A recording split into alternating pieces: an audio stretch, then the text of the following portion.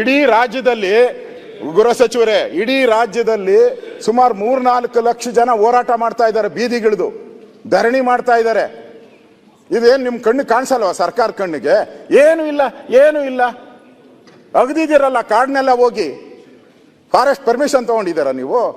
ಯಾರು ಪರ್ಮಿಷನ್ ಕೊಟ್ರು ನಿಮಗೆ? ಕೋರ್ಟಲ್ಲಿ ಹೇಳಿದ್ರಾ?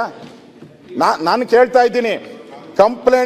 ಕಂಪ್ಲೇಂಟು ಕೊಟ್ಟಾಗ ಪೊಲೀಸರು ಹೋಗಿ ಕೋರ್ಟಲ್ಲಿ ನನಗಿರೋ ಮಾಹಿತಿ ಪ್ರಕಾರ ಪೊಲೀಸರು ಈ ಕೇಸನ್ನ ಈ ಸೆಕ್ಷನ್ ಪ್ರಕಾರ ನಾವು ಮಾಡಕ್ ಬರಲ್ಲ, ನೀವು ಅನುಮತಿ ಕೊಟ್ರೆ ಮಾಡ್ತೀನಿ ಅಂತ ಕೇಳಿದ್ದಾರೆ ಪೊಲೀಸರು. ಕೋರ್ಟು ಪರ್ಮಿಷನ್ ಕೊಟ್ಟಿದೆ, ನೀವು ತನಿಖೆ ಮಾಡಿ ಅಂತ ಕೊಟ್ಟಿದ್ದಾರೆ. SIT ಮಾಡಿ ಅಂತ ಕೊಟ್ಟಿದ್ದಾರ? ನನ್ನ ಪ್ರಶ್ನೆ, SIT ಮಾಡಿಕೊಟ್ಟಿದ್ದಾರ? ಹಾಗಾದ್ರೆ ಇಡೀ ರಾಜ್ಯದಲ್ಲಿ ನಾನು ಗೃಹ ಸಚಿವನಾಗಿದ್ದೆ, ಇಡೀ ರಾಜ್ಯದಲ್ಲಿ 1,000 ದಿನ 1,000 ಕಂಪ್ಲೇಂಟ್ ಬರ್ತದೆ. ನೀವ್ ಯಾಕೆ ಎಲ್ಲಿ ಮಾತಾಡ್ತೀರಿ? ಸರ್ಕಾರಿ ಉತ್ತರ 1,000 ಕಂಪ್ಲೇಂಟ್ ಬರ್ತದೆ ಡೈಲಿ. ಗೃಹ ಸಚಿವರಿಗೆ, ಮುಖ್ಯಮಂತ್ರಿಗೆ 1,000 ಕಂಪ್ಲೇಂಟ್ ಬರ್ತದೆ. ನನ್ನ ಮಗನ್ನ ಹೊಡೆದಾಕಿದ್ರು, ನನ್ನ ಮಗ ಕೊಲೆ ಮಾಡಿದ್ರು, 1000 ಬರ್ತೈತೆ. ಹಂಗಾರೆ 1000ಕ್ಕೂ SIT ಮಾಡಿದ್ದೀರಾ? ಇದಕ್ಕೆ ಯಾಕೆ ಮಾಡಿದ್ರಿ? ಇವತ್ತು ಧರ್ಮಸ್ಥಳದ ಮಾನ ಹರಾಜ್ ಆಯ್ತಲ್ಲ, ಕಟ್ಕೊಡ್ತೀರಾ ನೀವು? ಈ ಸರ್ಕಾರ ಕಟ್ಕೊಡ್ತೀರಾ ಹೇಳಿ? ಧರ್ಮಸ್ಥಳದ ಮಾನ ಹರಾಜ್ ಆಗಿದೆ, ಇವತ್ತು ಕಟ್ಕೊಡ್ತೀರಾ ನೀವು ಸರ್ಕಾರ? ಇದರಿಂದ ಯಾರಿದ್ದಾರೆ ನಮ್ಗೆ? ಇವನೆಲ್ಲ ಯಾರೋ ಇವನ್ ಬಿಟ್ಬಿಡಿ, ಇವನೆಲ್ಲ ಮುಖ್ಯ.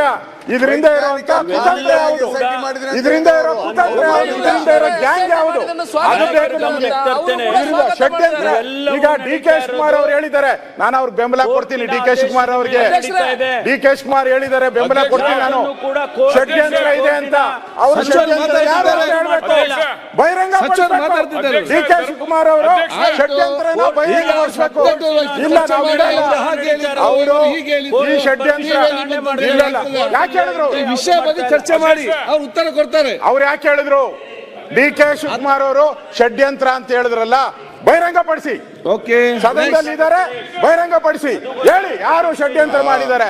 ನಾನು 100 ಶಿವಕುಮಾರ್ ಧರ್ಮಸ್ಥಳದ ಪರವಾಗಿದ್ದಾರೆ ಅಂತ, ಆ 101ನೇ ಶಿವಕುಮಾರ್ ಇವಾಗ ಹೇಳಿ ಯಾರ ಷಡ್ಯಂತ್ರ ಇದ್ದಾರೆ ಅಂತ ಧೈರ್ಯವಾಗಿ ಹೇಳಿ.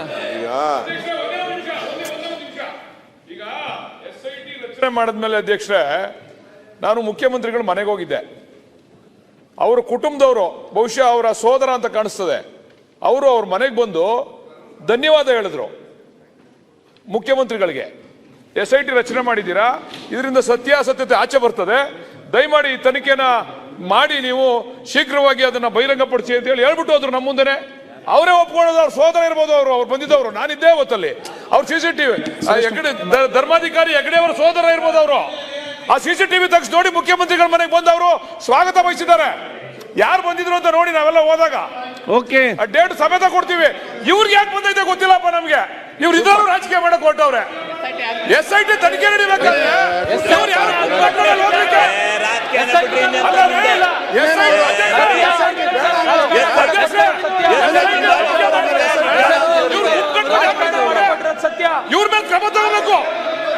ಇವ್ರ ಮೇಲೆ ಕ್ರಮ ತಗೋಬೇಕು. ಆಯ್ತು, ಇವರು ಕಟ್ಕೊಂಡು ಏನೋ ಕಾಂಗ್ರೆಸ್ನವರು ವಿರೋಧಿಗಳು ನಾವೆಲ್ಲ ಅವ್ರ ಪರ ಇದ್ದೀವಿ ಅಂತಕ್ಕಂಥದ್ದು ಇದು ಒಳ್ಳೆ ಬೆಳವಣಿಗೆ. ತನಿಖೆ ನಡೀತಾ ಇದೆ, ಕಳಂಕ ಇದು ತನಿಖೆ ಆಗಬೇಕು. ನಾವೇನೋ ವಿಲನ್ಗಳು, ಇವರೇ ಹೀರೋಗಳು ಅಂತ ಅದು ಪವಿತ್ರವಾದ ಸ್ಥಳ ಅಂತ ಎಲ್ಲರಿಗೂ ಗೊತ್ತು. ಅದಕ್ಕೆ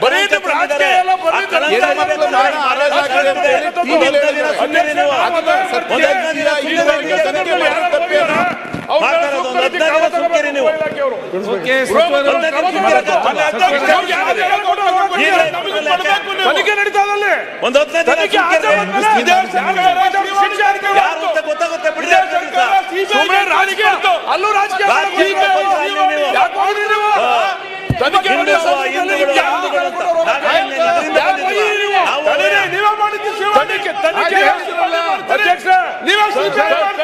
ದಿಕ್ಕನ್ನು ತಪ್ಪಿಸ್ತಾ ಇದ್ದಾರೆ.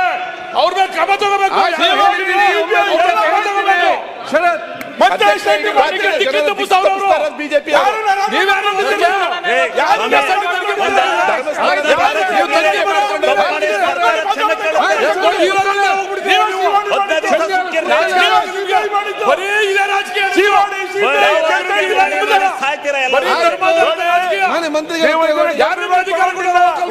ನೀವಿದೆಲ್ಲ ಗಂಭೀರವಾಗಿ ತಗೊಂಡಿಲ್ಲ. ಹತ್ರ ಕೇಳಬೇಕಾಗಿಲ್ಲ. ಇಷ್ಟೇ ದಿವಸ ತಡ್ಕೊಂಡಿದ್ರಿ, ಇನ್ನೊಂದು 15 ದಿವಸ 20 ದಿವಸ ಸುಮ್ಕಿರ್ರಿ, ಎಲ್ಲ ಸತ್ಯಾಸತ್ಯತೆ ಬರುತ್ತೆ. ಒಂದು 20 ದಿವಸ ತಡ್ರಿ, ಎಲ್ಲ ಸತ್ಯ ಬಯಲಾಗುತ್ತೆ, ಧರ್ಮಸ್ಥಳ ಪವಿತ್ರವಾಗುತ್ತೆ. ಸುಮ್ನಿರ್ರಿ ಸ್ವಲ್ಪ, ಯಾಕಿದ್ರಲ್ಲಿ ರಾಜಕೀಯ ಮಾಡ್ಕೋತೀರಾ? ಸುಮ್ಕಿರ್ರಿ. ಶಿವಲಿಂಗ ಅವ್ರು ಕೂತ್ಕೊಳ್ಳಿ. ಬಾಲಕೃಷ್ಣ ಅವರೇ, ಬಾಲಕೃಷ್ಣ ಮಾತಾಡಿ ಕೂತ್ಕೊಳ್ಳಿ. ಈಗ ಬಾಲಕೃಷ್ಣ ಅಧ್ಯಕ್ಷರೇ, ನೋಡಿ, ಇದು ಈ ವಿಷಯಾಧಾರಿತವಾಗಿ ಸಕಾರಾತ್ಮಕ ಚರ್ಚೆ ಆಗಲಿ. ಒಂದು ಶಬ್ದ ಮಾತಾಡುವಾಗ ತಪ್ಪಿದೆ ಅದನ್ನು ನೋಡ್ಕೊಂಡು ಹೋಗ್ಬೋದು, ಇನ್ನೊಂದು ಮಾತಾಡಿದ ತಪ್ಪಿದ್ರೆ ಆ ಶಬ್ದ ಮತ್ತು ಈ ಭಾಷೆ ಅದರ ಬಗ್ಗೆ ಈ ಸಬ್ಜೆಕ್ಟ್ ಅನುಗುಣವಾಗಿ ಚರ್ಚೆ ಆಗಲಿ. ಅಧ್ಯಕ್ಷರೇ